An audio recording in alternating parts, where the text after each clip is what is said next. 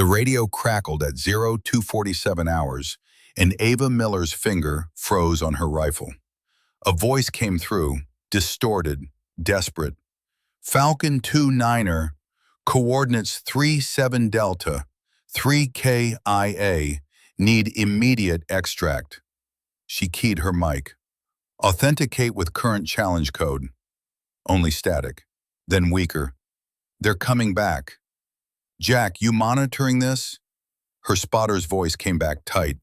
Grid's been marked clear for 8 months. No friendlies in that sector. She ran the encryption signature, U.S. military standard, decommissioned 8 years ago.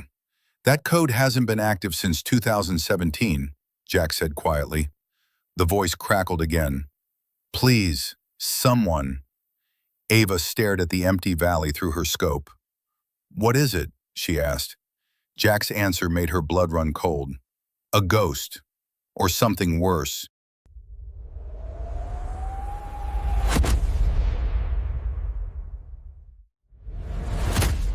Ava had learned to love the silence, not the manufactured quiet of a library or the held breath hush before an ambush. Real silence.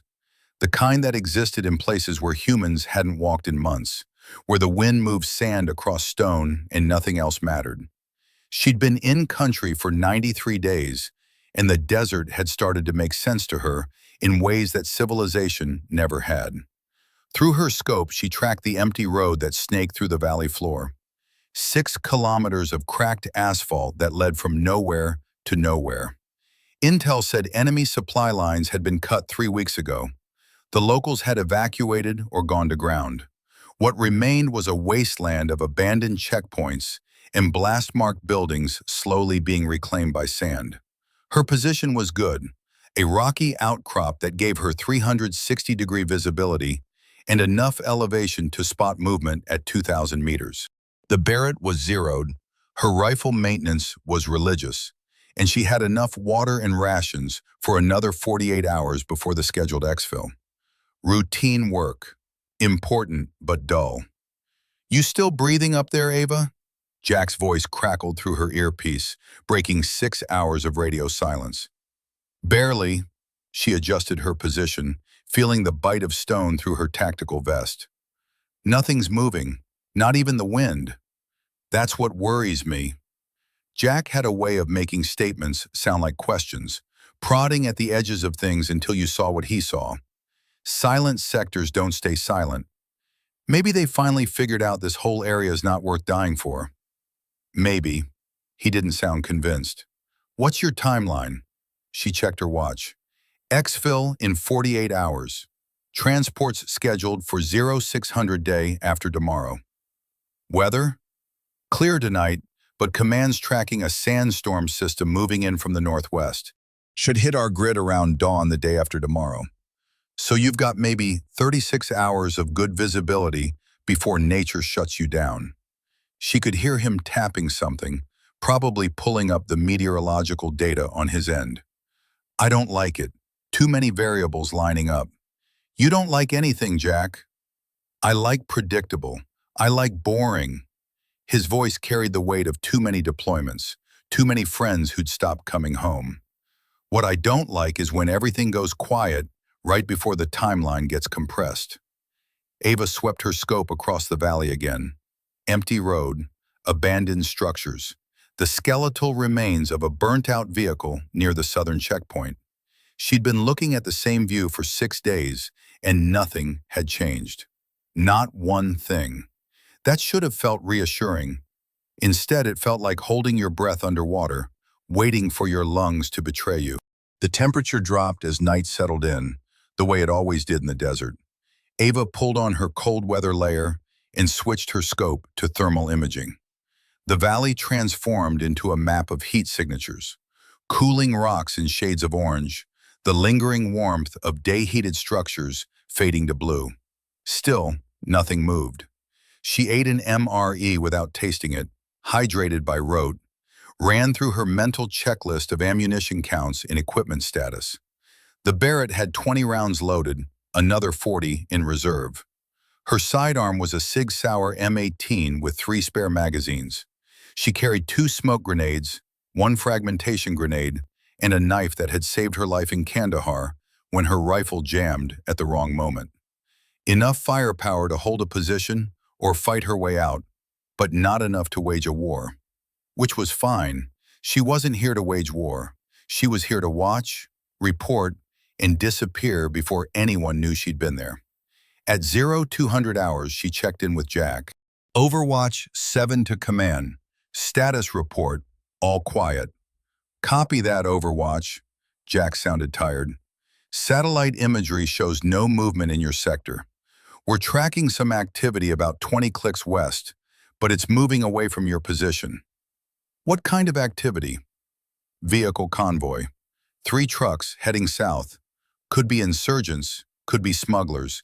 Either way, they're not your problem. Understood. Get some rest if you can. I'll monitor the feeds. Jack, you need to sleep too. A pause. I'll sleep when your wheel's up and clear. It was the kind of thing he always said, the protective instinct that had kept her alive through 2 previous deployments. Jack Hollis treated every operator under his watch like they were his personal responsibility, like their safe return was a promise he'd made to God and intended to keep.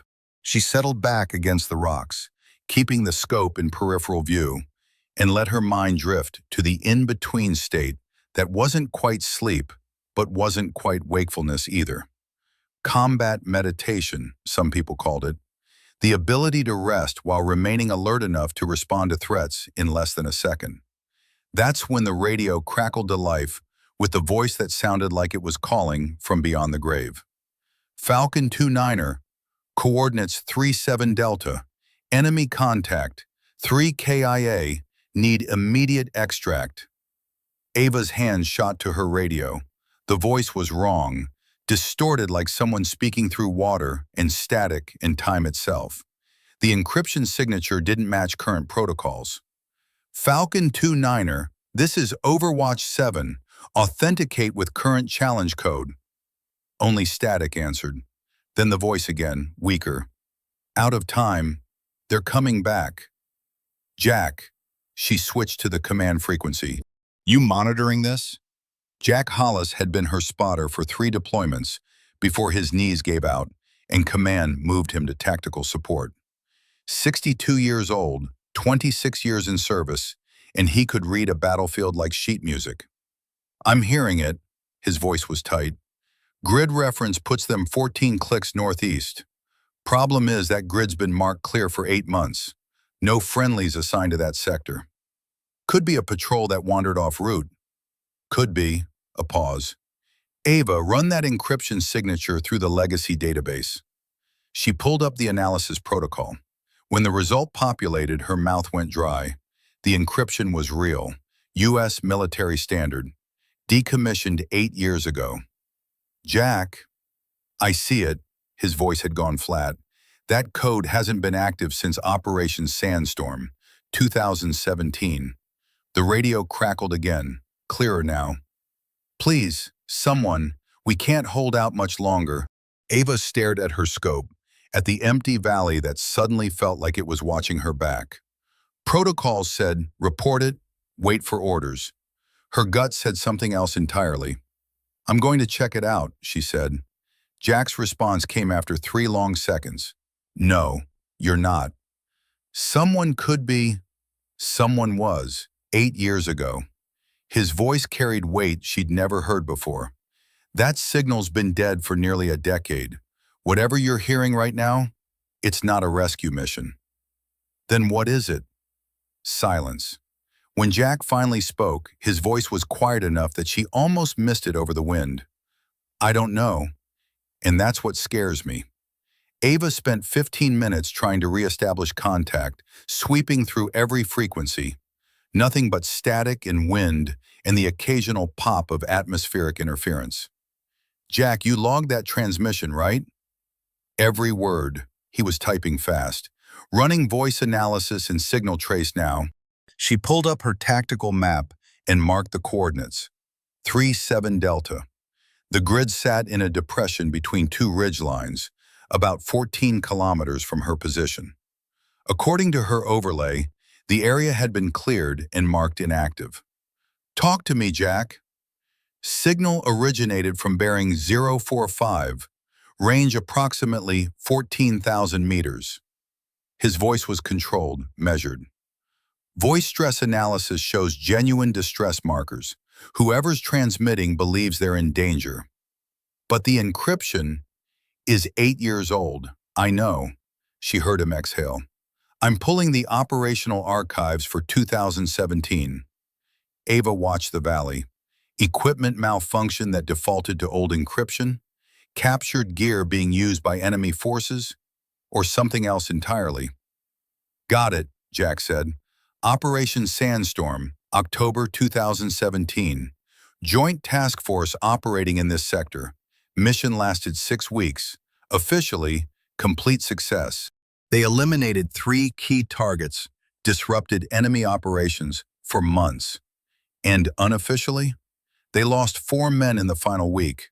Ambush in Sector 3-7 Delta. The exact coordinates from the distress call. Casualties recovered? 3 bodies recovered immediately. 1 listed as MIA, presumed dead. More typing. Recovery operation was scrubbed due to enemy activity. By the time they could send another team, there was nothing to find. Sand, bloodstains, spent casings. The body was gone. Name? Captain David Reese. 31 years old. Special Forces. Spotter for a sniper team. Jack's voice went quieter. "I knew him, Ava. Not well, but we crossed paths. Good soldier. Careful operator." The radio crackled again. "Running out of time. They know where we are." The voice was clearer now. Young, desperate, present tense, as if whatever nightmare had happened 8 years ago was still happening. "That's not possible," Ava said. "No," Jack agreed. "It's not." But the radio kept broadcasting, kept pleading for help that was 8 years too late. "I need to check it out." "Negative." Jack's response was immediate. "You don't have support, you don't have backup, and you're 48 hours from exfil. This is not your mission.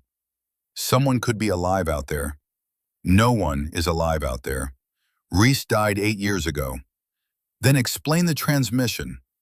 Silence stretched between them. She knew he was calculating risks, pulling up every piece of data he could find. "It could be enemy psyops," he finally said. "Captured equipment, recorded messages on a loop. Draw in rescue teams, ambush them when they arrive." "Why wait 8 years?" "I don't know, but sending you into an unknown situation with zero support is a good way to make you the next missing soldier." The radio hissed again. "3KIA, I'm the only one left. Please." Ava closed her eyes. Protocol said, "Stay in position, file a report, let someone with proper resources investigate." She'd followed protocol her entire career, but she also knew what it felt like to call for help and hear nothing but silence. "Give me a compromise," she said. "I move to a forward observation point. Get eyes on the coordinates. I don't make contact, I don't engage, just recon." "Ava, I'm not leaving someone out there, Jack. Not if there's even a chance." The pause stretched. She could almost hear him arguing with himself. 48 hours, he finally said. "That's all you have before that sandstorm hits. If you're not back in position for exfil, you're stuck until it clears. Could be days." "Understood. And Ava, you see anything that looks like an ambush, you run. No heroics, no rescue attempts. You observe and extract." "Copy that." She was already breaking down her position, packing with practiced efficiency. The Barrett went into its case, too bulky for fast movement. She'd carry her M4 carbine instead, along with her sidearm, basic medical kit, and supplies. "Travel light, move fast, trust nothing." "I'm tracking your GPS," Jack said. "Stay on comms. Position updates every 30 minutes. "Roger." She took one last look at her Overwatch position, the rocks that had been home for 6 days, the safety of elevation and distance. Then she started down the slope toward the valley floor, toward coordinates that should have been empty. The descent took 40 minutes.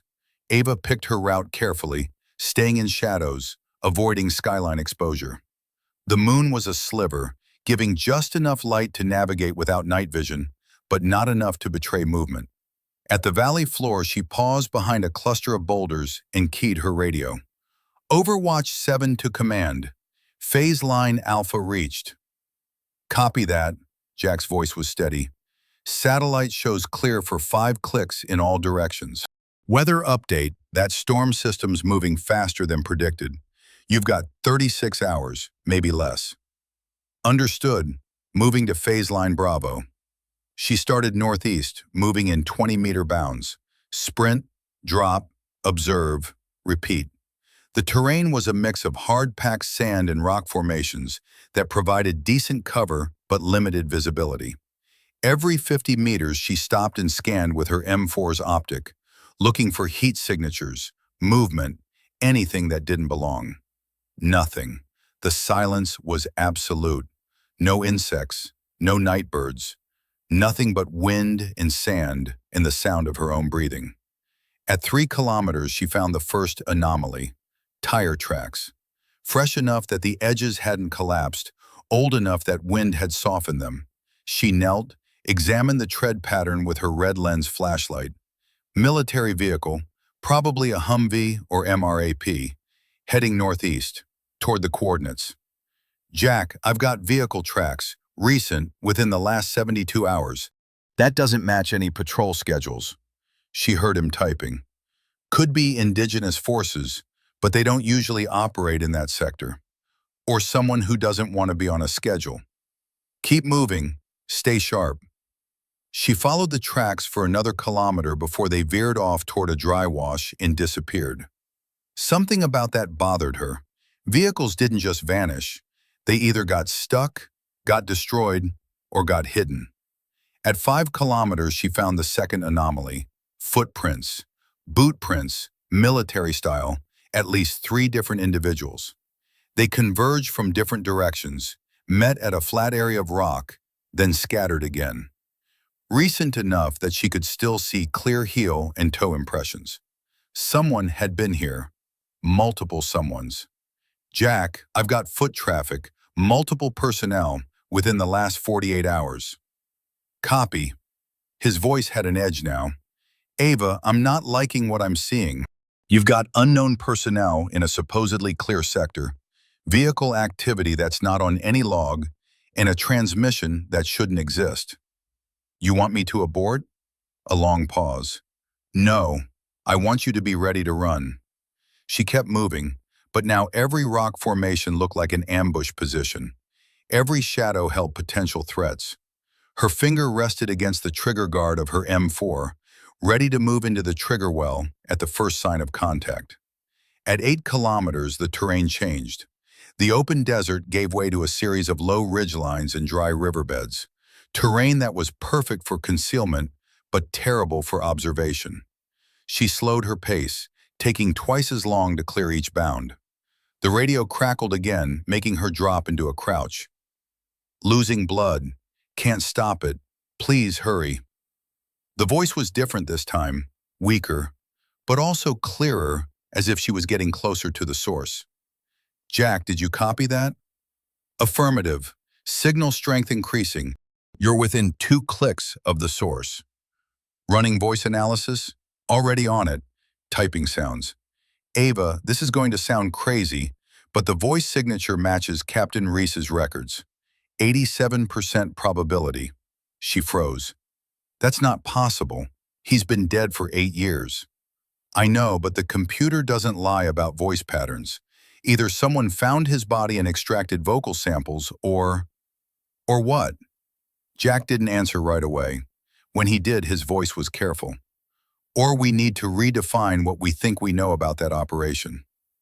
At 10 kilometers, Ava reached a position with clear line of sight to the target coordinates. She went prone on a low ridge, pulled out her spotting scope, and began a systematic scan of the area. The depression was roughly circular, maybe 200 meters across, ringed by higher ground on 3 sides. The floor was mostly sand with scattered rock formations. At the center, she could make out what looked like an old fighting position. Sandbags collapsed and half buried, the remains of camouflage netting tangled around rusted metal stakes. No movement, no heat signatures, no vehicles. But something was there. She could feel it the way you feel electricity before a storm.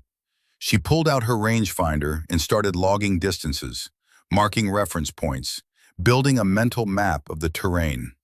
The fighting position was 340 meters from her location. Good range for her M4, comfortable for the SIG if things went close. "Jack, I've got eyes on target coordinates. Old fighting position, looks abandoned. No visible personnel or equipment." "Any sign of the transmission source?" "Negative. Wait." She adjusted her scope, focused. The object resolved into something that made her breath catch. A radio antenna. Small, the kind you'd use for short-range tactical comms. And at its base, a solar panel array that looked far too new to have been there for 8 years. "Jack, someone's maintaining this position. That equipment is recent." "How recent?" "Days, maybe weeks, definitely not years." The radio crackled again, and this time the voice was so clear it could have been standing next to her. 37 Delta to any station. Multiple casualties. Need immediate medical support. Grid 7492. She checked her map. The new coordinates were different, 200 meters south of her current position. The transmission was moving. "Jack, I heard it. Ava, that signal just changed location. Either the transmitter's mobile, or there are multiple sources. Or someone's playing with us." "That's what I'm thinking. This smells like a trap." She swept her scope across the depression again, this time looking for anything that didn't belong. There, a slight discoloration in the sand near the eastern edge. Could be natural variation, could be disturbed earth. And there, another patch near the north rim. Burial sites, or fighting positions. "Jack, I think I've got multiple dug-in positions around the perimeter. This whole area could be an ambush box." "Then you need to extract. Now." "Wait." She'd caught movement, just a flicker at the edge of her vision. She swung the scope left, scanning slowly. There, near the southern edge of the depression, a figure, low to the ground, moving slowly. Her heart rate spiked. She dialed up magnification, waiting for the image to stabilize. The figure was human, male, judging by build and movement, wearing what looked like combat fatigues, but torn and weathered. He was dragging something, dragging himself, pulling his body forward with his arms, while his legs trailed uselessly behind. And he was heading towards something that glinted in the moonlight. Another radio setup, smaller than the first. "Jack, I've got a person, single male, appears injured. He's mobile but compromised. Can you confirm identity?" She watched the figure reach the radio equipment, saw him fumble with controls that he clearly couldn't see well. His movements were sluggish, mechanical, like someone running on nothing but willpower and desperation. He keyed the radio, and she heard his voice in her headset. "Please, someone has to be listening. They killed everyone else." The voice matched the transmissions, same tone, same desperation. But something was wrong. The figure's movements didn't match someone calling for immediate help. They were too practiced, too routine, like he'd done this before, many times before. "Ava?" Jack's voice cut through her thoughts. "What are you seeing?" She kept watching the figure. He finished his transmission, then started dragging himself toward another position. Not toward safety, not toward extraction, just moving, following a pattern. "I don't know," she said slowly, "but I don't think he knows we're here. I don't think he knows anything except that routine." "What routine?" "The routine of calling for help that never comes." The figure reached another radio setup. She could see at least 3 now, scattered around the depression at regular intervals. He was servicing them, checking connections, adjusting solar panels, maintaining a signal that had been broadcasting for 8 years. "Jack," she said quietly, I don't think Captain Reese died in that ambush. Then where the hell has he been? She watched the figure continue his circuit, dragging himself from one radio to the next with the mechanical precision of someone who'd lost track of time, who'd collapsed the world down to one simple task: keep calling, keep hoping, keep the signal alive. Here, she said. He's been here the whole time. Ava stayed frozen on the ridge, watching the figure complete his circuit.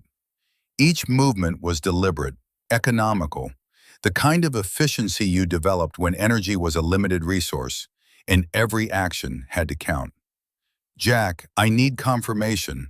Pull up Reese's physical description. Stand by. Typing sounds. Captain David Reese, 5'11", 180 pounds, brown hair, no distinguishing marks except a scar on his left forearm from a training accident.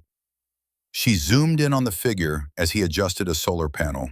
His left arm came into view. The sleeve was torn, and even through the scope she could see the pale line of scar tissue running from wrist to elbow. It's him, she said. Jack, Captain Reese is alive. The silence that followed was heavy enough to crush bone. That's not possible, Jack finally said. We had blood evidence, witness statements from the ambush. He was hit multiple times, Ava. No one survives that kind of trauma without immediate medical intervention. Then explain what I'm looking at. I can't. She watched Reese drag himself to the next radio position. His legs weren't just injured, they were completely non-functional, dead weight that he hauled behind him like an anchor. But his upper body was lean, corded with muscle. 8 years of survival had stripped everything soft away, leaving only what was necessary. I'm going to make contact, she said. Negative. You don't know what you're walking into. He's injured, alone, and he's been calling for help for 8 years. I'm not leaving him. Ava, listen to me. Jack's voice took on an urgency she'd rarely heard. Something is very wrong here. If Reese has been alive this whole time, why didn't he try to escape? Why stay in one location broadcasting the same message? Maybe he couldn't move. You see his legs. He's mobile enough to service 3 separate radio positions. He could have crawled to a road, found a village, signaled for extraction 100 different ways. Jack paused. Unless he chose not to. Why would he choose to stay? I don't know, but I need you to consider the possibility that whatever happened 8 years ago broke him in ways that aren't physical. PTSD, traumatic brain injury, psychological trauma, any of those could make him unreliable or even dangerous. Ava watched Reese complete his circuit and start dragging himself toward what looked like a shallow cave in the depression's western wall. His movements were mechanical, automatic. A man following a script he'd written so long ago, he'd forgotten why it mattered. I'm still going in, she said, but I'll be careful. Ava, 36 hours, Jack. That's all we have before the storm hits. If I don't make contact now, he's stuck here for another week. Minimum. She heard Jack exhale slowly, the sound of a man accepting a situation he couldn't control. Fine, but you go in with full tactical protocols. Treat him as potentially hostile until proven otherwise. And Ava, if anything feels wrong, you extract immediately. No arguments. Copy that. She began her approach, moving in careful bounds down the ridge toward the depression floor. The terrain provided decent concealment, but she stayed low anyway, using every bit of cover. 20 meters out, she stopped and observed. Reese had disappeared into the cave. She could see the entrance, maybe 4 feet high, partially concealed by fallen rock. No light came from inside. She keyed her radio, keeping her voice low. Overwatch 7 to command, moving to contact, stand by. Copy, I've got your 6. She moved forward, M4 at the ready, finger on the trigger guard. At 10 meters, she called out, Captain Reese, U.S. Army, I'm here to help. No response, just wind and silence. She tried again, louder. Captain David Reese, I'm Staff Sergeant Ava Miller. I received your distress call. Movement in the cave, slow, cautious. Then a voice, rough from disuse in desert air. You're real? Yes, sir, I'm real. They sent others. They weren't real. Ava felt ice slide down her spine. Sir, I need you to come out where I can see you. Slowly. Can't, legs don't work. Then I'm coming in, but I need you to show me your hands. A pause. Then two hands emerged from the cave entrance, palms up. They were filthy, scarred, but empty. She approached carefully, keeping her rifle ready, but not pointed directly at him. At the cave entrance, she pulled out her red lens flashlight and swept it inside. The cave was maybe 10 feet deep, just tall enough to sit up in.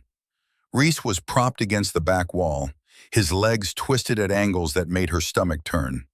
He'd fashioned splints from metal stakes and torn fabric, but the limbs beneath were clearly destroyed beyond repair. His face was gaunt, weathered to leather by sun and wind. His hair was long, matted. But his eyes were alert, tracking her every movement with the focus of a predator. You came, he said, and something in his voice made it sound like both a statement and a question. Yes, sir, I came. He stared at her for a long moment, then his face crumpled. Not crying, something beyond crying. The expression of someone who'd held themselves together through pure will and suddenly discovered they didn't have to anymore. 8 years, he whispered. I kept calling, kept the signal going, thought maybe, someday. Ava lowered her rifle and keyed her radio. Jack, I've got him. He's alive but severely injured. Legs are non-functional, possible spinal damage. He's lucid, but I'm crazy, Reese finished. You can say it. I know what I sound like. Sir, you're not. I see things that aren't there. Hear voices. Sometimes I think the war's still happening, that my team's still alive and we're just waiting for extraction. He laughed, a sound like breaking glass. Other times I know exactly where I am, stuck in this hole for 8 years, 3 months, and 17 days. Ava set up a defensive position at the cave entrance while she assessed Reese's condition. She pulled out her medical kit and began a systematic examination. Can you tell me what happened the day of the ambush? Reese's eyes went distant. We were tracking a high-value target. Intel said he was moving through this sector. My team, 4 of us, set up an overwatch position to monitor the route. He gestured weakly toward the depression. Right there, where the fighting position is now. What went wrong? Everything. His voice was flat, emotionless. They knew we were coming, had the whole area rigged. We took fire from 3 directions simultaneously. Morrison went down first, headshot, dead before he hit the ground. Chen caught a grenade fragment, bled out in maybe 2 minutes. Williams tried to run, made it about 50 meters before they lit him up. And you? I was the spotter. I was supposed to be watching for threats. He looked at his ruined legs. Took an RPG hit to our position. Shrapnel tore through both femurs, severed my spinal cord. I couldn't feel anything below my waist, couldn't move. How did you survive? Played dead. Laid in my own blood for 6 hours while they swept the area. When they finally left, I crawled to the cave. Found some of our equipment scattered around, including the radio gear. Ava checked his legs, confirming what she already knew. The damage was catastrophic. Even with immediate evacuation, he'd likely never walk again. Sir, why didn't you try to move to a better location? The road's only about 8 clicks south. Reese's laugh was bitter. You think I didn't try? Took me 3 days to drag myself 2 clicks. Then I ran into a patrol. Our patrol, I thought. Started waving, calling out. He paused. They shot at me, didn't even hesitate. I made it back here, barely. That doesn't make sense. Why would U.S. forces fire on you? Because they weren't U.S. forces. They were enemy combatants wearing our uniforms, using our equipment. The whole sector was compromised. His eyes locked on hers. They let me live, Sergeant. Kept me here as bait. Every time someone came looking, they'd ambush them. I counted 7 rescue attempts in the first 2 years, 7 teams that came in response to my signal and never came back out. The ice in Ava's spine spread to her limbs. You're saying, I'm saying I'm not a survivor. I'm a lure. Reese's voice cracked. I kept broadcasting because I had to believe someone would make it through. But every time I saw movement, every time I heard vehicles, I knew I was probably sending more people to their deaths. Ava keyed her radio. Jack, did you copy that? Every word. Jack's voice was grim. Running historical analysis now. Stand by. She turned back to Reese. Sir, if this area was that heavily compromised, why didn't Command glass it? Why leave it operational? Because officially, I'm dead. Recovery was attempted, failed, and the area was marked clear. As far as anyone knows, this sector's been inactive for 8 years. He gestured at his radio equipment. But the equipment kept working. Solar panels kept charging. Signal kept broadcasting. And I kept hoping someone would realize the math didn't add up. What math? A dead man doesn't maintain his equipment. A dead man doesn't adjust broadcast frequencies. A dead man doesn't update his transmission with current tactical data. Reese leaned forward, his intensity cutting through the fatigue. Someone in command knew I was alive, had to know, but they let the lies stand. Why? Because I was convenient. A ghost story to explain away failures. A cautionary tale about entering compromised sectors. His voice dropped to a whisper. Or because whatever operation we stumbled onto was important enough that 4 dead soldiers was an acceptable loss. Jack's voice crackled through Ava's headset. Ava, I've got something. It's not good. Go ahead. I pulled archived satellite imagery from 2017 to present. Reese's position has had regular activity, foot traffic, vehicle movements, equipment maintenance, not constant, but consistent. Every 6 to 8 weeks, someone visits that site. To maintain the signal? That's what it looks like. But here's where it gets weird. The visitation pattern is too regular to be enemy forces. This is planned, deliberate. Someone's been keeping Reese alive and keeping that signal active. Ava looked at Reese. Did you see who was maintaining the equipment? Sometimes. His eyes were haunted. They come at night usually, drop off supplies, food, water, medical gear, never say a word, just leave it near the cave and disappear. Can you describe them? Military. Our military. I can tell by the way they move, the equipment they carry. He laughed bitterly. They're careful not to let me see faces, but I've had 8 years to watch. These aren't enemy combatants. These are U.S. operators running a black op. Jack, you getting this? Confirmed. I'm cross-referencing the satellite data with known special operations movements in the region. Typing sounds. Ava, this matches the signature of a task force mission. Small team, irregular schedule, 0 official footprint. What kind of mission requires keeping a soldier trapped in enemy territory for 8 years? The kind that doesn't exist on paper. Ava felt reality shift beneath her. She'd accepted coming into this sector to save a stranded soldier. But this was something else. Something that smelled of black operations and deniable assets, and the kind of missions that got memory hold when they went sideways. Reese, what was your team's actual mission? The real one, not what's in the official report. He looked at her for a long moment, weighing something internal. Finally, he spoke. We were tracking a weapons cache, but not enemy weapons. Ours. He paused. Someone was selling U.S. military equipment to hostile forces. Advanced gear, encrypted radios, night vision, targeting systems. The kind of tech that would get a lot of people killed if it fell into the wrong hands. You had proof? We had a name. Someone high up in the supply chain. Williams managed to transmit the intel before he died. Reese's voice went hollow. 2 days later, we were hit. Perfect ambush, perfect timing. They knew exactly where we'd be and when we'd be there. You think the ambush was deliberate? To cover up the leak? I don't think. I know. The fire pattern, the coordination, that wasn't random enemy activity. That was a professional hit. And when I survived, someone decided I was more useful alive than dead. As leverage? As proof of concept. Keep me alive, keep the signal going, use it to demonstrate that the sector's compromised.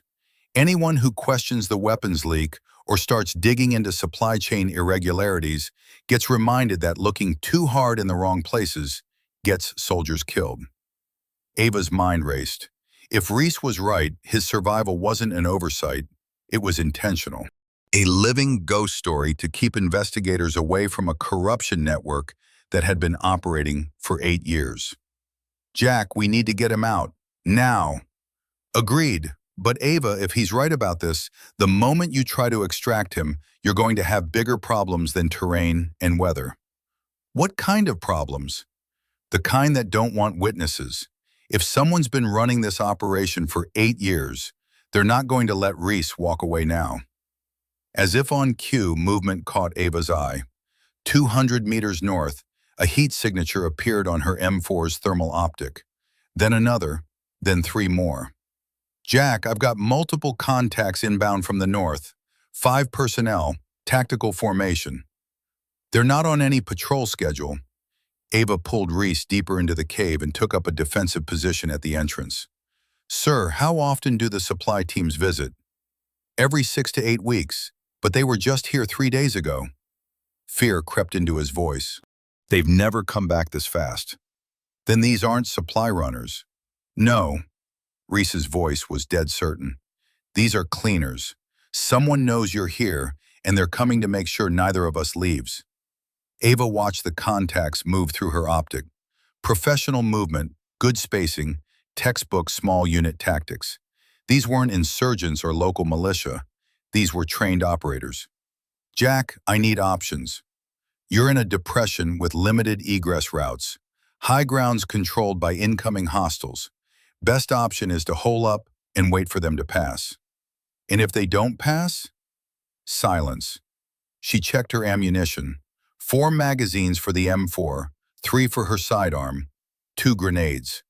Against 5 operators with unknown loadouts and probable support elements, it wasn't enough for a sustained firefight. Reese, does this cave have a back exit? No, it's a dead end. Of course it was. The contacts were 100 meters out now, moving methodically, clearing terrain as they advanced. They knew the layout, knew where Reese holed up. This wasn't a search, it was an execution detail. Jack, I need you to run interference. Can you spoof a drone signature over this position? Make them think they're being observed? I can try, but it won't hold long. Maybe 5 minutes. That's all I need. Do it. She turned to Reese. I'm going to draw them off. When they commit to chasing me, you stay hidden. Don't make a sound. Don't move. Understand? They'll kill you. Maybe, but if I stay here, they'll kill us both. She pulled out a smoke grenade. I've survived worse odds. No, you haven't, Reese said quietly. No one has. She almost smiled. Then I'll be the first. The contacts were 70 meters out. Ava pulled the pin on the smoke grenade, counted to 3, and threw it toward the eastern edge of the depression. Red smoke billowed up, drawing immediate attention. The contacts shifted formation, orienting on the smoke. Ava used the moment to sprint from the cave toward a rock formation 30 meters south. She made it 10 meters before the first shots cracked past her head. She dove, rolled, came up behind cover as rounds chewed into the rock above her. The incoming fire was disciplined, controlled. They were hurting her, not trying for a kill shot. They wanted her alive. That was a mistake. She popped up, acquired the nearest target through her optic, and fired a 3-round burst. The figure dropped. She was moving before the body hit the ground, sprinting toward another position as return fire stitched the sand where she'd been standing. Jack, I need that drone spoof. Working on it, stand by. More rounds incoming, closer now. She slid behind a boulder, breathing hard, counting down seconds. 4 hostiles left, probably moving to flank her position. She needed to break their formation, make them react instead of execute their plan. She pulled her fragmentation grenade, calculated trajectory, and threw it toward the last known position of the northern element. The blast lit up the night, followed by screaming. She didn't wait to assess damage, just moved again, putting distance between herself and the kill zone. Drone signature active, Jack said. They're taking the bait, pulling back to assess aerial threat. Ava kept moving, using the confusion to put 50 meters between herself and the cave. If they were smart, they'd regroup, reassess, and come back with better intel. If they were stupid, they'd chase her. They chased her. Ava led them on a running gunfight through the depression, using every rock and shadow to her advantage. She'd fire, move, fire again, never staying in one place long enough for them to coordinate fire. But she was one shooter against multiple trained operators, and the math was catching up to her. Her ammunition was dwindling, her escape routes narrowing. Eventually, they'd corner her or simply wait her out. Jack, how long until sunrise? 3 hours. Not good. Daylight would eliminate her concealment advantage and give them clear lines of sight.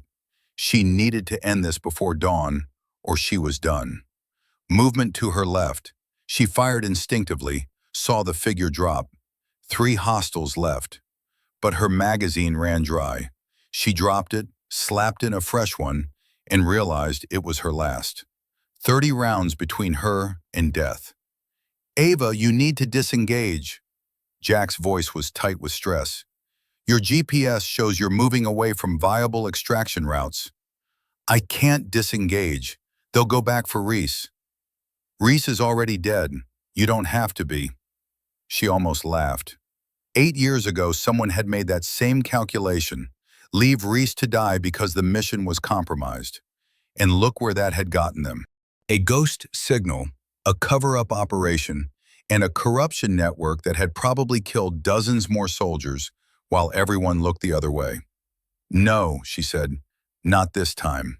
She doubled back toward the cave, moving fast and low, betting they wouldn't expect her to return to the starting point. The gamble paid off. She reached the cave entrance and found it empty. Reese was still inside, motionless, barely breathing. They're coming back, she said. We need to move you. Can't. Already told you. Then I'll carry you. I weigh 180. You'll make it maybe 50 meters before you collapse. He was right. She knew he was right, but she also knew she wasn't leaving him. Then we make our stand here. Reese looked at her with something that might have been respect or might have been pity. You're young. How old? 25? 26? 27. 27, he nodded slowly. I was 31 when I got stuck here. Thought I knew what I was doing. Thought I was invincible. He gestured at his legs. Turns out I was wrong about everything. Sir, listen to me, Miller. I've had 8 years to think about this. 8 years to understand what happened and why. These people, whoever's running this operation, they don't make mistakes. They don't leave witnesses. You stay here with me, you die. You run, you might make it. I'm not running. Then you're a fool. But he said it gently, without malice. Okay, if we're doing this, we do it smart. I've got intel they don't know I have. Names, dates, transaction records. I memorized everything Williams transmitted before he died. You've been sitting on that for 8 years? I've been surviving for 8 years. Intel doesn't matter if you're dead. He pulled something from beneath his makeshift bedding, a small notebook, pages filled with cramped handwriting. But if someone makes it out, this matters. This ends the whole network. Ava took the notebook, tucked it into her vest. We'll both make it out. No, we won't, but that's okay. Reese smiled, and for the first time since she'd found him, he looked peaceful. I've been waiting 8 years for someone to care enough to try. You tried. That's more than most. The sound of boots on rock cut off her response. The remaining hostiles were close, moving in for the final assault. Reese pulled an old Beretta from beneath his blanket, kept clean and maintained despite everything else. I've got 9 rounds, you've got 30. That's 39 chances to make them regret this. Ava positioned herself at the cave entrance, M4 ready. Through her optic, she could see 3 figures advancing in a staggered line. Professional, careful, but committed. Jack, if this goes south, it won't. But if it does, you make sure that notebook gets to someone who matters. Someone who'll actually do something with it. Ava, promise me. A long pause. I promise. The lead hostile stepped into her kill zone. She fired twice, center mass, then head. He dropped. The other 2 scattered, returning fire that chipped rock above the cave entrance. Beside her, Reese fired his Beretta at targets she couldn't see. Left flank, he called out. Moving to your 2 o'clock. She pivoted, caught movement, fired a burst. The figure went down. 1 hostile left. The shooting stopped.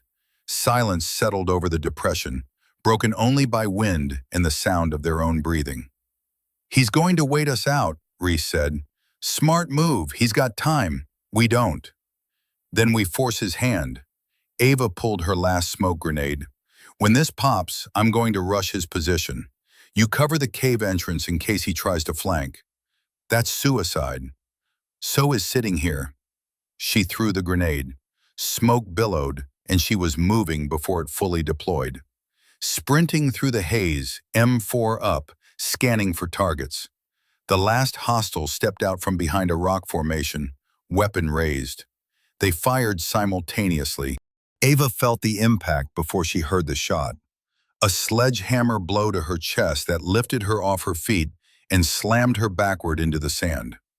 Her vision went white, then red, then slowly faded back to normal. She couldn't breathe, couldn't move, just lay there staring at the sky while her lungs screamed for air that wouldn't come. The hostile approached, weapon trained on her. Professional to the end, he'd check for a pulse, confirm the kill, then move on to Reese. But Ava's plate carrier had stopped the round. Ceramic trauma plate cracked but intact, spreading the impact across her torso instead of punching through her heart. She still couldn't breathe, couldn't move, but she was alive. And her sidearm was still in its holster. The hostile loomed over her, reaching down to check her neck for a pulse. His weapon pointed away for just a second. Ava's hand found her SIG, drew, and fired from the hip. 3 shots, center mass. The hostile stumbled backward, tried to raise his weapon, and she fired again. Headshot this time, dropping him like a puppet with cut strings. She lay there for another few seconds, wheezing, fighting for breath that finally came in a painful gasp. Everything hurt. Her chest felt like someone had driven a truck over it. But she was breathing, and that meant she was alive. Miller? Reese's voice from the cave, weak but urgent. Miller, you hit? She rolled onto her side, got her knees under her, and stood on legs that shook like a newborn colt. I'm good. Plate stopped it. All hostiles down? She swept her surroundings, checking for additional threats. Nothing moved. Confirmed, 5 hostiles neutralized. Then we've got maybe an hour before someone realizes they're not reporting in and sends backup. Reese's voice carried finality. You need to go. Now. Ava limped back to the cave, every step an exercise in ignoring pain. I told you, I'm not leaving without you. You can't carry me, and I can't walk. The math doesn't work. Then we changed the math. She pulled out her radio. Jack, I need an emergency medical evacuation. Fast. Already on it. I've got a bird inbound from the northern base. ETA 45 minutes. We don't have 45 minutes. Then buy yourself some time. And Ava? His voice softened. Good shooting. She turned back to Reese. 45 minutes. We can hold for 45 minutes. Against who? There are 5 dead operators in this depression. When their handlers realize what happened, they'll send everything they have. We're talking gunships, drones, maybe even an airstrike to clean up the mess. Then we don't give them 45 minutes. She started dragging bodies toward the cave entrance, stacking them to create a makeshift barricade. We give them a reason to hesitate. What reason? She pulled the notebook from her vest and held it up. This. They can't destroy evidence if we transmit it first. Jack, you still have access to secure channels? Depends on the channel. Why? Because we're about to burn down an 8-year cover-up in real time. She photographed each page of the notebook with her helmet camera, uploading the images as fast as her tactical data link would allow. Send this to every oversight committee, every inspector general, every congressman with a security clearance. Flood the zone. Ava, that's going to make a lot of powerful people very angry. Good. Maybe they'll think twice before leaving soldiers to rot in the desert. She finished uploading the last page just as Reese started laughing. It was a broken sound, half sob and half relief. 8 years, he said. 8 years I've been holding on to that information, too afraid to use it because I thought I was the only insurance policy that mattered. And you just burned it all in under 5 minutes. Sometimes the best insurance policy is making sure everyone knows the truth. Or it paints the biggest target in the world on your back. Then I guess I'll have company. She checked her watch. 38 minutes until the helicopter arrived. 38 minutes to keep them both alive. Through her thermal optic, she caught new heat signatures appearing on the ridgeline to the north. Not 5 this time, more like 15. Jack, we've got company. Multiple contacts inbound, heavy numbers. Cavalry's on the way, just hold tight. Ava settled into a firing position. M4 braced against the barricade of bodies and glanced at Reese. You said you had 9 rounds. How many left? 3. Make them count. Always do. The contacts advanced down the slope, and Ava opened fire. The firefight that followed was nothing like the tactical engagement with the first team. This was desperation warfare, volume of fire over precision, suppression over elimination. Ava burned through her remaining M4 ammunition in the first 2 minutes, dropping 3 hostiles but barely slowing the advance. She transitioned to her sidearm, firing controlled pairs at anything that moved. Beside her, Reese's Beretta barked 3 times, and 3 more figures dropped. Out, he said calmly, as if commenting on the weather. Ava was down to her last magazine, 12 rounds between her and hand-to-hand combat. Jack, where's that helicopter? 20 minutes out, can you hold? Not for 20 minutes. She fired twice more, saw 1 hostile go down and another retreat to cover. We're going to be overrun in 5. Then fall back, find a better position. There is no better position, she was shouting now, fear and anger mixing into something that tasted like copper. We're in a hole with 1 exit and they're coming from all sides. Movement to her right. She pivoted, fired, missed. Return fire sparked off the rock above her head. She was getting sloppy, burning adrenaline faster than her body could produce it. Miller, Reese's voice cut through the chaos. Look at me. She turned. His face was calm, almost serene. You did good, he said. You came when no one else would. You tried. That matters. We're not done yet. Yes, we are. He pulled something from his vest, a detonator, old, military grade, connected to wires that disappeared into the cave behind him. I've been sitting on 3 cases of expired C4 for 8 years. Figured I'd need it eventually. Ava's blood went cold. Reese, don't. 20 seconds after you clear the cave, I'm blowing it. Should bring down enough rock to seal the entrance and take out anyone nearby. He smiled. They wanted me dead 8 years ago. About time I obliged. That's not. You don't have to. Yes, I do. Someone has to make sure that notebook matters. Someone has to survive to tell the story. He met her eyes. That someone's you. She wanted to argue, wanted to find another option, but rounds were still impacting around them, and the hostiles were getting closer. and they had maybe 2 minutes before the position was overrun. "Go," Reese said. "Now." Ava grabbed her gear and ran, out of the cave across open ground, diving behind a rock formation as bullets chewed up the sand behind her. She made it 30 meters, then 40, then... The explosion was massive. Not just the C4, but the entire rock formation collapsing in on itself.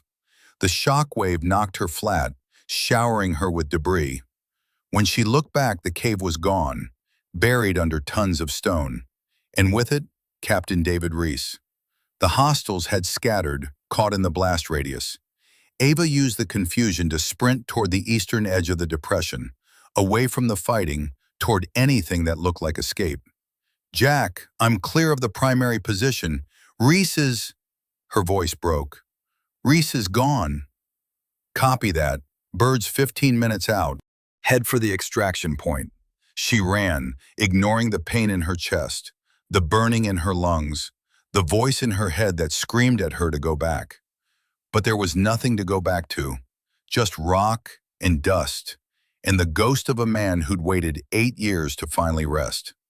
The helicopter found her 11 minutes later, sitting behind a boulder with her sidearm pointed at the sky because she'd learned to trust nothing.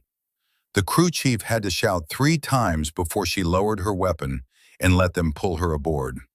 As the bird gained altitude, Ava watched the depression recede below her. In the pre-dawn light, it looked peaceful. Just another patch of desert, indistinguishable from 1,000 others. Except she knew what was buried there. Who was buried there? "Miller," Jack's voice through her headset, rough with emotion. "The data you uploaded, it's everywhere. Congressional servers, Inspector General databases, news outlets. They can't stuff this genie back in the bottle." "Good. There's going to be questions, investigations.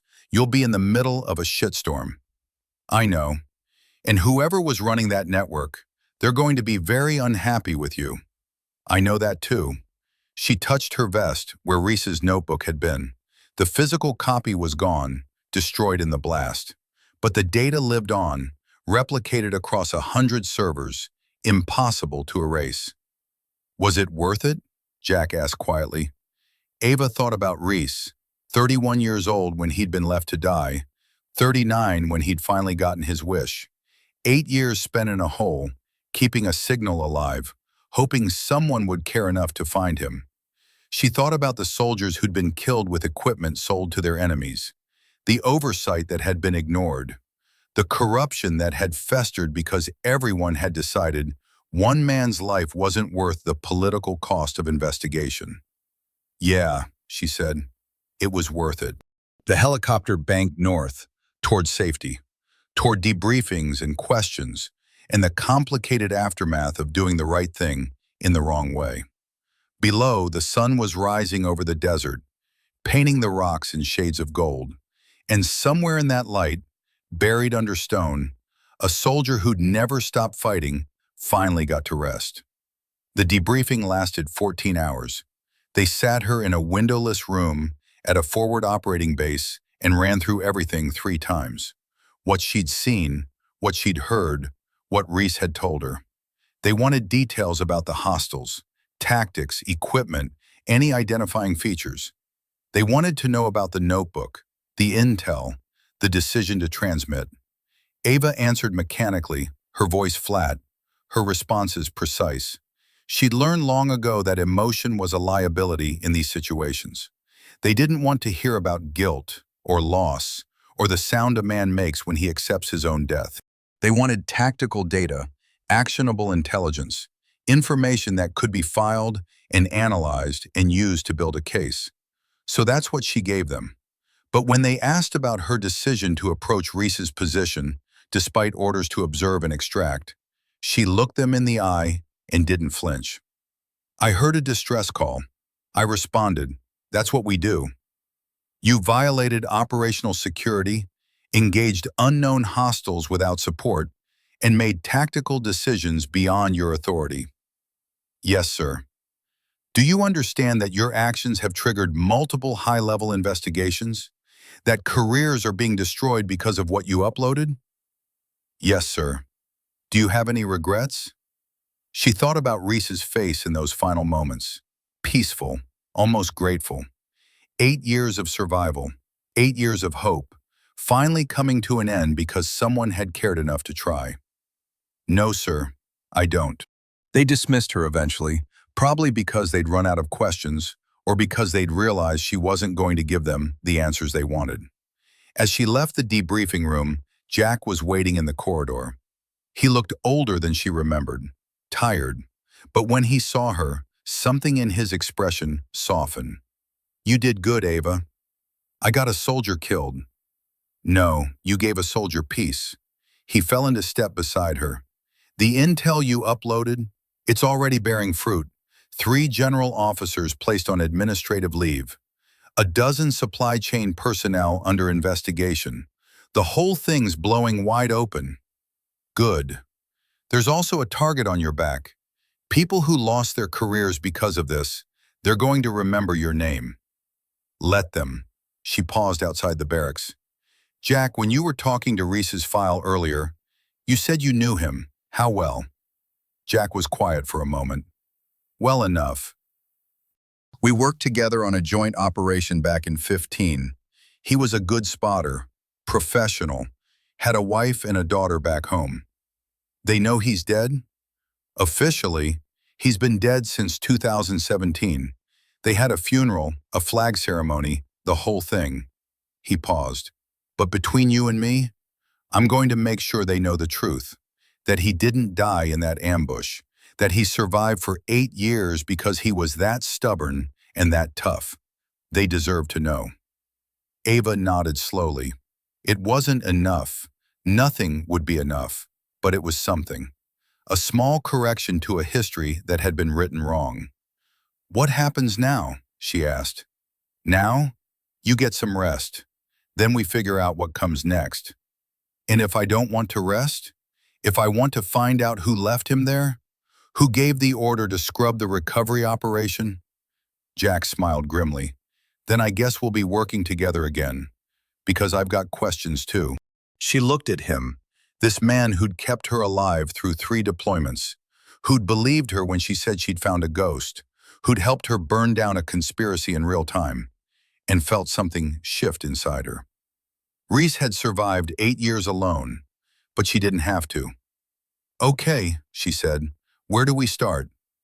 With the name Reese gave you, the one at the top of the supply chain, because if we're going to burn this whole thing down, we start at the top and work our way to the foundation. Ava thought about the notebook, the pages filled with cramped handwriting, the data now replicated across servers that couldn't be erased. Evidence of corruption, of betrayal, of the price paid when systems valued expedience over truth. Then let's get to work, she said. And somewhere in the desert, in a depression marked on no map, the signal finally went silent. 3 days later, Ava sat in a coffee shop in a town whose name she couldn't pronounce, watching people who didn't know there was a war happening. They ordered lattes, complained about traffic, scrolled through phones filled with problems that felt impossibly small compared to 8 years in a cave. Jack slid into the booth across from her, carrying 2 cups and an expression that said he'd found something. The name Reese gave us, Colonel Marcus Vance, supply chain oversight, stationed at CENTCOM Logistics Command from 2015 to 2019. He pushed a tablet across the table. On paper, he's clean. Exemplary service record, 2 bronze stars, fast-tracked for promotion. And off paper? Off paper, he's got expensive taste and questionable friends. Jack swiped through images.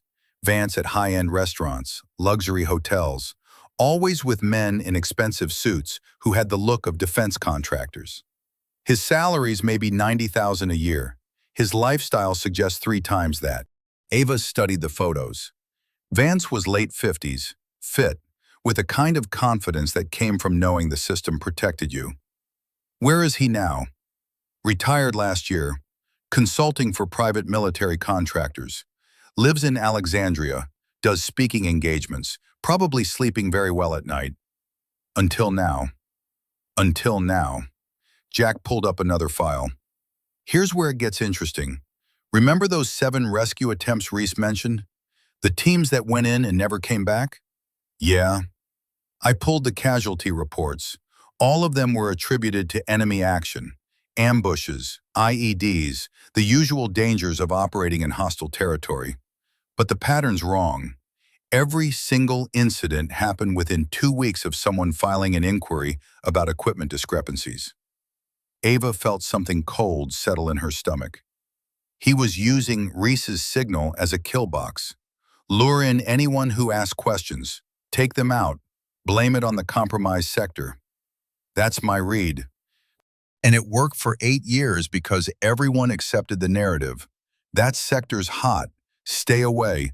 Don't ask questions about the soldier we couldn't recover. How many died? Jack's jaw tightened. 17 confirmed. Probably more that got classified differently. 17 soldiers. Dead because they'd asked the wrong questions or cared too much about doing their jobs. Dead because someone had decided profit was more important than lives. We need to take this to someone, Ava said. Inspector General, FBI, someone who can actually prosecute. Already tried, got stonewalled at every level. Jack's frustration bled through his careful control. Vance has friends in high places, people who owe him favors or who profited from the same system. The moment we filed formal complaints, doors started closing. Then we go public, media, congressional hearings, and get dismissed as conspiracy theorists. You're a sergeant with a traumatic combat experience. I'm a washed-up spotter who never made rank. Against a decorated colonel with political connections, we'll be discredited before we finish the first interview. Ava stared at her coffee, watching steam rise and dissipate. Reese had died believing the truth would matter, that evidence would be enough. But he'd been wrong about that, just like he'd been wrong about getting rescued. There has to be something we can do. There is, Jack leaned forward. We make him confess. How? By giving him a choice, prison or exposure. We already uploaded the notebook data. It's out there, but it's raw. Numbers and transactions that'll take investigators months to untangle. What we need is context. Someone with authority saying, yes, this happened, and here's how. You think Vance will just admit to corruption and murder? No, but I think he'll confess if he believes it's his only way out. Jack pulled up another file, financial records, encrypted communications, transaction logs that painted a picture of systematic theft and betrayal. Reese's intel was good, but it's incomplete. We need Vance to fill in the gaps. Names, dates, who else was involved? And if he refuses, then we leak everything we have and let the court of public opinion handle it. It won't get him prosecuted, but it'll destroy his reputation. No more consulting fees, no more speaking engagements. Just a disgraced officer who'll spend the rest of his life explaining why 17 soldiers died to protect his bank account. Ava considered it.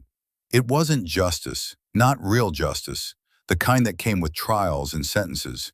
But it was something, a reckoning, even if imperfect. How do we approach him? Carefully. He's still got resources, still has people who protect him. We go in wrong, we end up like those rescue teams. Jack met her eyes. This is dangerous, Ava. Maybe more dangerous than that depression. You sure you want to do this? She thought about Reese's face in those final moments, about his daughter, who'd grown up thinking her father died a hero's death, never knowing he'd survived for 8 more years calling for help that never came. I'm sure.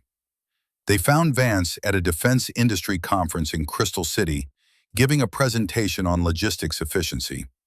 Ava and Jack sat in the back row, watching him charm an audience of contractors and acquisition specialists with stories about streamlining supply chains and reducing waste.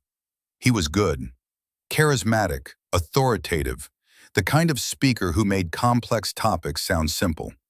No one in that room would ever suspect he'd built his wealth on blood money. When the presentation ended, they waited in the corridor outside.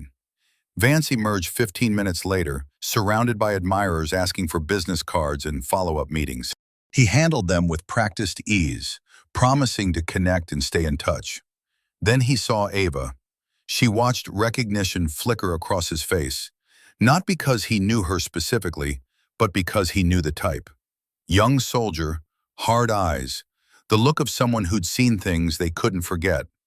His smile faltered for just a second before professional training reasserted itself. "Can I help you?" "Colonel Vance, I'm Staff Sergeant Ava Miller. This is Jack Hollis. We need to talk about Operation Sandstorm." The corridor around them suddenly felt very quiet. Vance's expression remained pleasant, but something changed behind his eyes. A calculation being run, threats being assessed. "I'm sorry, I don't recall that operation." 2017, Joint Task Force in Sector 37 Delta. You were supply chain oversight for the region.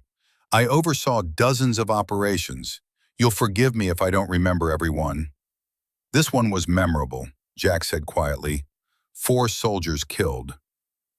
Except one of them wasn't killed. He survived. For 8 years. Vance's smile didn't change, but his hand moved subtly toward his phone. Ava stepped closer, keeping her voice low. "Don't call security. Don't make a scene. Just hear us out. 5 minutes of your time, and we walk away. And if I refuse? Then tomorrow morning, every major news outlet receives a file detailing equipment sales to hostile forces, falsified casualty reports, and the names of 17 soldiers who died covering up your operation." She paused, "including photos of you meeting with the buyers." It was a bluff. They didn't have photos, just financial records. But Vance didn't know that. His jaw tightened. "There's a coffee shop across the street. 5 minutes." The coffee shop was half empty, with a layout that gave good sightlines and multiple exits. Vance sat with his back to the wall, hands flat on the table where they could see them. Professional paranoia, or maybe just experience. "Talk," he said. Ava slid the tablet across the table. "Captain David Reese. You remember him now?" Vance glanced at the screen. Reese's service photo, young and smiling, before the desert broke him. Something flickered in the colonel's expression. Not quite guilt, but not indifference either. "I remember, good soldier, died in an ambush." No, he survived the ambush, lived for 8 more years in that sector, kept broadcasting distress calls, waiting for rescue that never came. Jack leaned forward. "You knew he was alive. You had to know. Satellite imagery showed regular activity at his position. Someone was maintaining his equipment, keeping him supplied." "That's a serious accusation." "It's a fact. We have the data. What we don't have is why." Ava's voice was hard. "Why leave him there? Why use his position as bait to kill anyone who asked questions?" Vance was quiet for a long moment. When he spoke, his voice carried the weight of 8 years' worth of rationalization. "You want to know why? Because it was necessary. Because the equipment we were selling, yes, selling, funded operations that official budgets couldn't cover. Black sites, informant networks, assets that kept soldiers alive in the field." He met their eyes. "You think warfare is clean? That everything happens through proper channels with congressional oversight? It doesn't.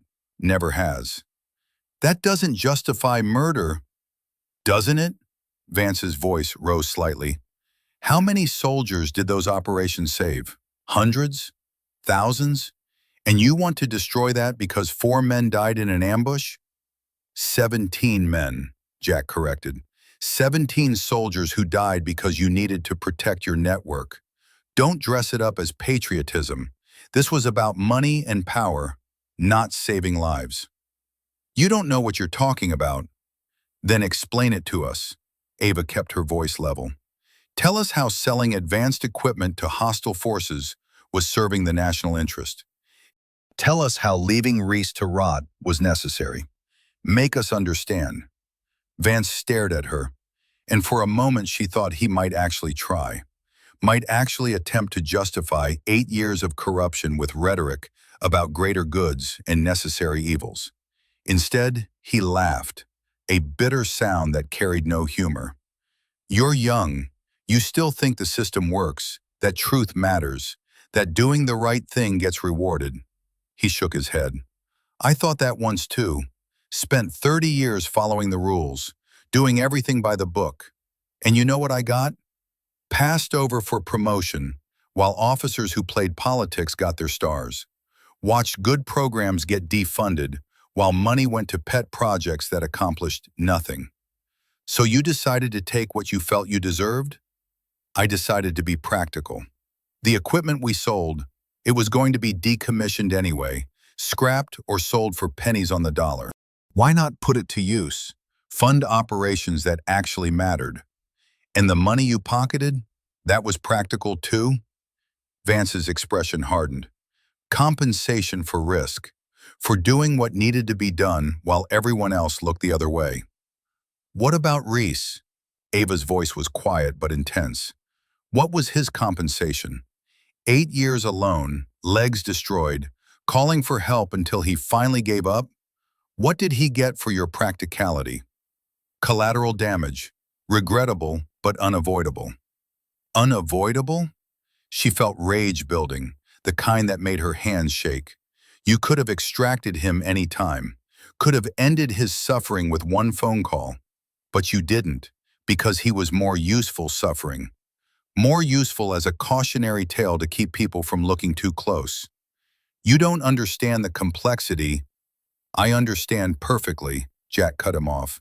You're a coward who sacrificed good soldiers to protect your profits. Everything else is just noise. The coffee shop had gone quiet. Other patrons were watching now, sensing tension, even if they couldn't hear the conversation.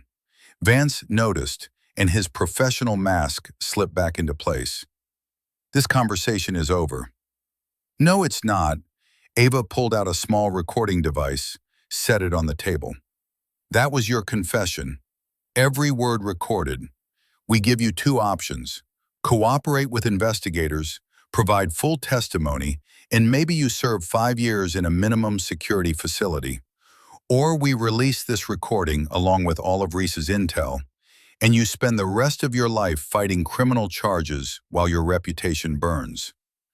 Vance stared at the recorder, then at them, calculating odds and outcomes with the same clinical detachment he'd probably used to assess Reese's value as a living ghost.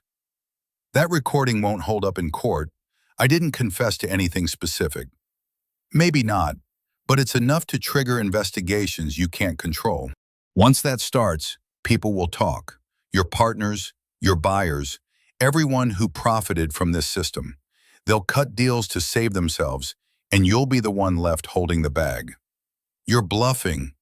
Try us. The silence stretched between them, heavy with unsaid threats and impossible choices. Finally, Vance spoke. What exactly do you want?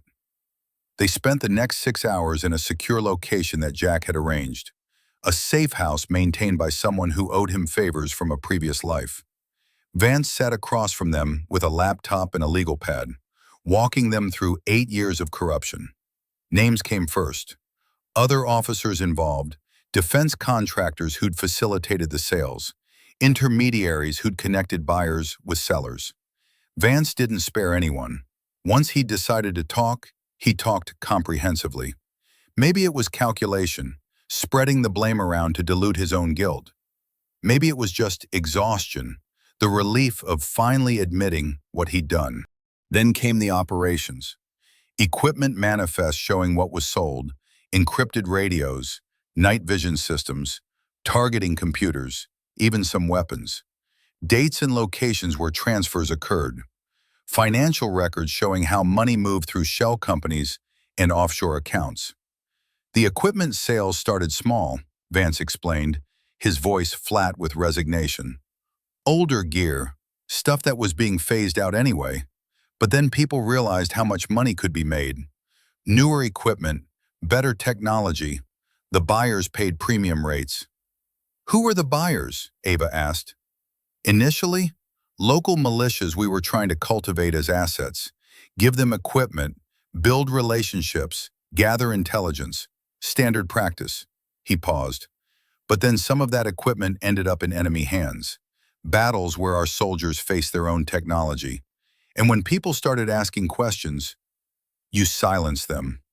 Not directly, but when inquiries were filed, I made sure those personnel got assigned to compromised sectors, areas where casualties were expected. And if they happened to respond to a distress call from 37 Delta, he trailed off.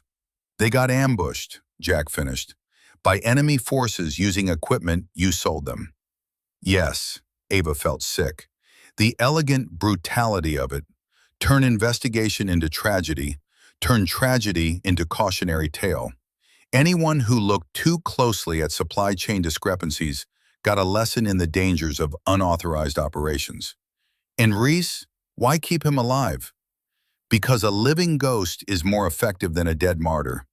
Dead soldiers get investigated. Living soldiers stranded in hostile territory? That's just the fog of war. Besides, the signal was useful. Anytime someone got too curious, we'd let them hear it. Plant the idea that rescue attempts were suicide. Worked for 8 years. Until I showed up, Ava said. Until you showed up. Vance looked at her with something that might have been respect. You weren't supposed to make it out. The team we sent, they had orders to ensure no witnesses survived. They failed. Obviously, he returned to his notes. That's when I knew it was over. When your data upload hit the servers, when Reese's intel went public, there was no containing it. Too many people involved, too many agencies with jurisdiction. I could fight it, hire lawyers, tie it up in courts for years, but eventually the truth would come out. So you decided to confess. I decided to minimize damage. Full cooperation means reduced sentences, maybe even immunity for testimony against the others. Vance's smile was bitter. Turns out I learned something after 30 years in the military, how to recognize when you're beaten. They worked through the night, documenting everything. Jack coordinated with contacts in the Inspector General's office, arranging for official statements and evidence transfers. Ava recorded video testimony, making sure Vance couldn't later claim he'd been coerced. By dawn, they had enough to burn down the entire network. Names, evidence, testimony that would trigger investigations spanning multiple agencies and continents. What happens now? Vance asked as they packed up the documents. Now, you turn yourself in. Full confession, complete cooperation. Jack's contacts have arranged a deal. You testify against everyone involved. You serve maybe 10 years, probably less. And if I refuse? Then we release everything and let the justice system figure it out. You'll serve life, probably in maximum security, and everyone you protected goes down with you anyway. Ava met his eyes. Your choice. Vance looked at the evidence spread across the table. His life's work reduced to files and recordings that would destroy everything he'd built. When he spoke, his voice was tired. I'll testify. 2 months later, Ava stood outside a cemetery in rural Pennsylvania, watching a small group gather around a fresh headstone. Reese's family, his daughter now 17, his ex-wife, a handful of relatives who thought they'd said goodbye 8 years ago. The Army had agreed to a second funeral, this time with full honors. The official story was carefully crafted. Captain Reese had survived the ambush, but sustained injuries that prevented communication. He'd been recovered during a recent operation and had subsequently died from complications. It was mostly lies, but it was better than the truth they'd lived with, that he'd died quickly in an ambush, just another casualty of war. Jack stood beside her, also watching from a respectful distance. They hadn't been invited. The family didn't know them, didn't know the real story of Reese's last 8 years. Maybe someday they would. Maybe someday the full truth would come out. But not today. Think they'll ever know? Jack asked quietly. I hope not. Ava watched Reese's daughter accept the folded flag, her face composed but strained.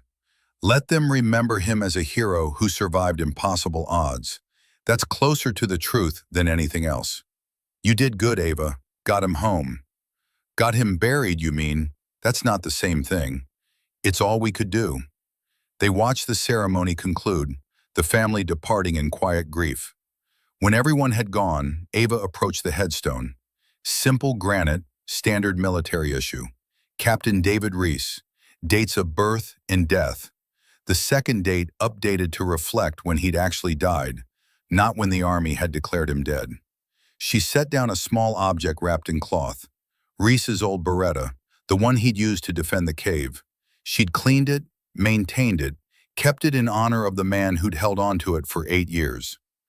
"I'm sorry it took so long," she said to the stone. "I'm sorry we couldn't save you. But I promise, everyone who left you there, everyone who used you, they're going to answer for it." The wind picked up, carrying away her words. But that was okay. Reese knew. Wherever he was, whatever came after, he knew someone had cared enough to come. Someone had listened to his signal and refused to look away. That had to count for something. The congressional hearings began 3 months after Vance's confession. Ava watched them on a television in a bar near Fort Bragg, nursing a beer she didn't really want, while senators grilled witnesses about the largest military corruption scandal in decades. Vance testified for 6 hours, detailing the network he'd helped build. Other officers followed, some defiant, some contrite, all of them trying to minimize their roles. Defense contractors claimed ignorance. Pentagon officials expressed shock and promised reforms. Standard theater. But underneath the performance, real consequences were taking shape. 7 general officers relieved of command. 43 personnel facing criminal charges. An estimated $200 million in illegal equipment sales documented and traced. And 17 families, including Reese's, finally getting answers about why their loved ones had died. Jack slid onto the stool beside her, ordered coffee, and watched the hearing in silence. After a few minutes, he spoke. "How do you feel?" "Tired." Ava took a drink. "Angry, satisfied, all of it at once." "That sounds about right." On the screen, a senator was asking Vance about the decision to leave Reese in place. Vance's answer was clinical, detached, talking about operational security and acceptable risk, the way some people discussed weather. "Does it bother you?" Jack asked. "That he gets a deal? Reduced sentence for testimony?" "Yeah, but I'd rather he testify and take down the whole network than serve life and protect his friends." She paused. "Justice isn't always clean." "No, it's not." They watched the rest of the hearing without speaking. When it concluded, Jack paid for their drinks and stood to leave. "What now?" Ava asked. "Now? I've got a retirement ceremony next week. Figured 30 years was enough." "And after that?" He smiled. "Maybe consulting work. Maybe teaching. Maybe just sitting on a porch somewhere drinking beer and pretending the world makes sense." He paused. "What about you?" Ava thought about that. She was 27 years old with 2 more years on her current contract. After that, who knew? The Army she'd joined, the one she'd believed in, felt different now. Not broken exactly, but cracked in ways that couldn't be ignored. "I don't know," she said honestly. "Figure it out as I go, I guess." "That's a plan." Jack offered his hand. "It was an honor serving with you, Miller." She took it. "Likewise, Hollis." He left and she sat alone with her beer and her thoughts. On the television, the news had moved on to other stories. Political scandals, economic reports, weather predictions. The world kept turning, indifferent to one soldier's 8-year nightmare and the system that had allowed it. But Ava knew better. Nothing stayed buried forever. Sooner or later, every signal got heard. Every ghost got acknowledged. Sometimes it just took someone stubborn enough to listen. 6 months after Reese's second funeral, Ava received a letter. It came through official channels, forwarded from the Army postal system, routed through her unit, finally landing on her desk in whatever temporary office she was occupying that week. The return address was civilian, somewhere in Pennsylvania. She opened it carefully, unfolding a single page of neat handwriting. "Dear Sergeant Miller, my name is Sarah Reese. You don't know me, but I think you knew my father, Captain David Reese. I'm writing because I finally learned the truth about what happened to him. Not the official story, but the real one. My mother tried to protect me from it, said I didn't need to know the details. But I'm 17 now, not a child. I deserve to know. Someone sent me documents, redacted heavily, but enough to understand. My father survived the ambush. He lived for 8 more years alone, calling for help that didn't come.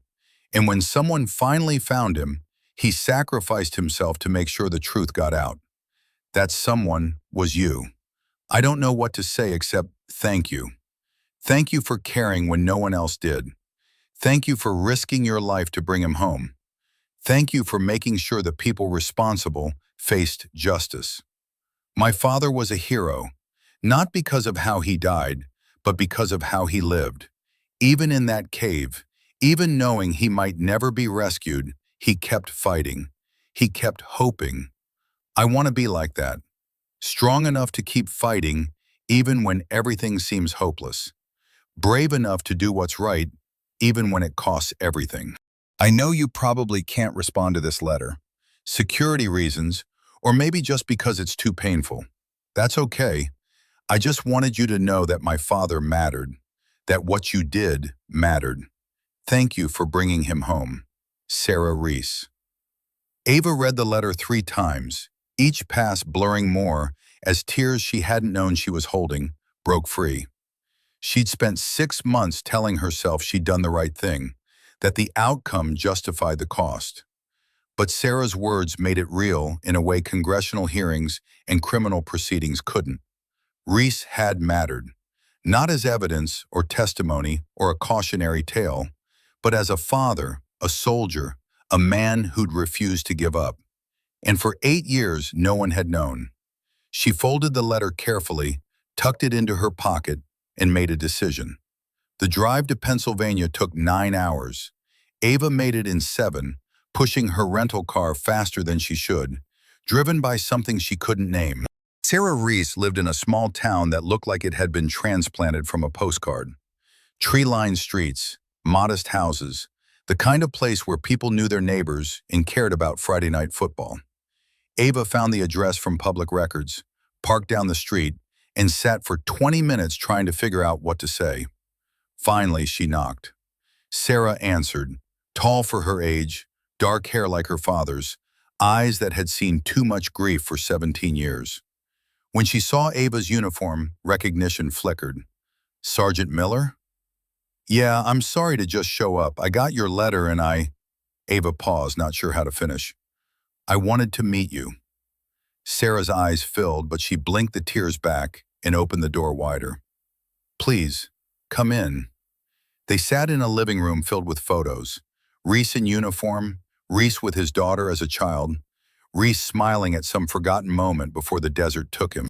Sarah made coffee with the careful efficiency of someone who'd learned to be adult before her time.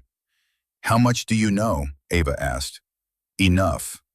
The documents they sent, they were heavily redacted, but I could read between the lines. My father was left behind. Someone used him as bait. People died because of it. Sarah's voice was steady, controlled. And you ended it. Your father ended it. I just helped. That's not what the documents said. They said you disobeyed orders, risked your life, fought off multiple hostile forces. You didn't have to do any of that. Yes, I did. Because he was calling for help, and no one was listening. Ava met Sarah's eyes.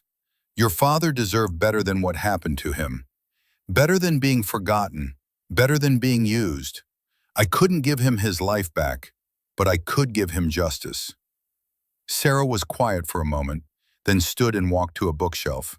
She pulled down a worn notebook, not Reese's, but similar. She opened it to show pages filled with writing. I started keeping a journal after they told us he died the first time. Writing to him, telling him about my life, things I wish I could share. She smiled sadly. Sounds stupid, right? Writing to a dead person? No, it sounds like love. After I learned the truth, that he'd survived, that he'd been alone all those years, I wondered if he'd kept a journal too. If he'd written things he wanted to tell me but never could. Ava thought about the notebook that had burned in the cave collapse, filled with transaction records and evidence instead of letters to a daughter. She thought about the price Reese had paid, not just his legs or his 8 years, but all the moments with Sarah he'd missed. Birthdays, graduations, the everyday accumulation of life that meant more than any mission. I think he did, Ava said gently. Maybe not on paper, but in here. She touched her chest. Every time he maintained that signal, every time he made sure the equipment kept working, that was him writing to you, telling you he loved you enough to keep fighting, to never give up hope. Sarah's composure finally broke. She cried, and Ava held her. This girl who'd lost her father twice, who'd spent years grieving a lie before learning a truth that was somehow worse. When the tears subsided, Sarah pulled back and wiped her eyes. What was he like, at the end? Ava chose her words carefully. Brave, determined. He knew what was going to happen, knew he probably wouldn't survive. But he made sure the truth got out anyway, made sure the people responsible would face consequences. She paused. He talked about you, wanted me to know he had a daughter. That mattered to him. Did he? Sarah's voice broke. Did he suffer? The honest answer was yes. 8 years of suffering, physical and psychological trauma that would have broken most people. But that wasn't what Sarah needed to hear. He survived, against impossible odds, in conditions that would have killed anyone else. He survived. That takes incredible strength. Ava met her eyes. Your father was one of the toughest people I've ever met. And in the end, he got to rest. He got to stop fighting. That's something. Sarah nodded slowly, processing. Thank you for telling me, for not sugarcoating it. You deserve the truth. Your father fought for 8 years to make sure the truth mattered. I'm not going to dishonor that by lying to you now. They talked for another hour, about Reese, about the investigation, about the strange mathematics of grief and justice. When Ava finally stood to leave, Sarah walked her to the door. Sergeant Miller? One more thing. Ava, please. Ava, Sarah smiled slightly. My father, did he know? That someone was coming? That he wasn't forgotten? Ava thought about those final moments in the cave. Reese's face when she'd appeared. The way he'd asked if she was real, as if he'd stopped believing rescue was possible. Yeah, she said. He knew. And it mattered to him. More than you can imagine. Sarah hugged her, sudden, fierce, the embrace of someone who'd found a connection to a father she thought she'd lost forever. Ava held her, this girl who carried Reese's stubbornness and strength, and felt something settle inside her. This was why it mattered. Not the hearings or the prosecutions or the systematic dismantling of a corrupt network. This, a daughter knowing her father had never stopped fighting to come home.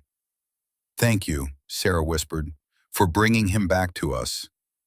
Ava drove away as the sun set, painting the Pennsylvania sky in shades of gold and red. In her rearview mirror, she could see Sarah standing in the doorway, watching her leave.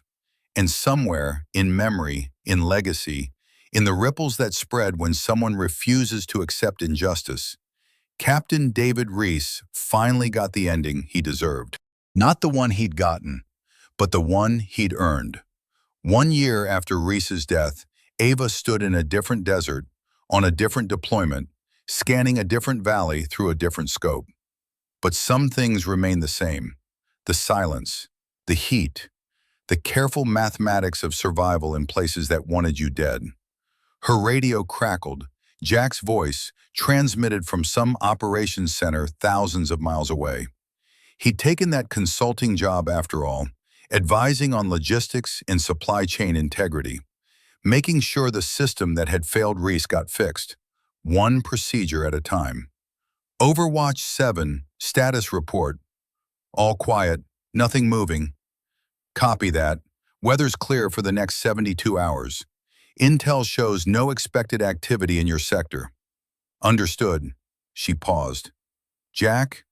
Yeah? If I ever go silent, If something happens and I can't call for help, you'll come looking, right? A pause. She could almost hear him smiling. Ava, I'd burn down the whole desert to find you. You know that. Yeah, I do. The transmission ended and she was alone again with her scope and the silence. But it felt different now, less isolating, because she knew somewhere someone was listening. Someone who would care if the signal stopped. That was the real lesson from Reese's 8 years. Not that systems failed, or that corruption existed, or that bad people sometimes won. Those things were always true, would always be true. The lesson was simpler. Someone has to care. Someone has to listen. Someone has to refuse to accept that soldiers are expendable, or that truth doesn't matter, or that justice is too expensive to pursue. And when that someone appeared, when they heard the signal and decided to answer, everything changed. Ava adjusted her scope, settled into position, and continued her watch. The valley stretched out below, empty and quiet, waiting, but not alone. Never alone. Because somewhere in the static, in the silence between transmissions, in the space where hope and duty intersected, the signal still mattered. And someone was always listening.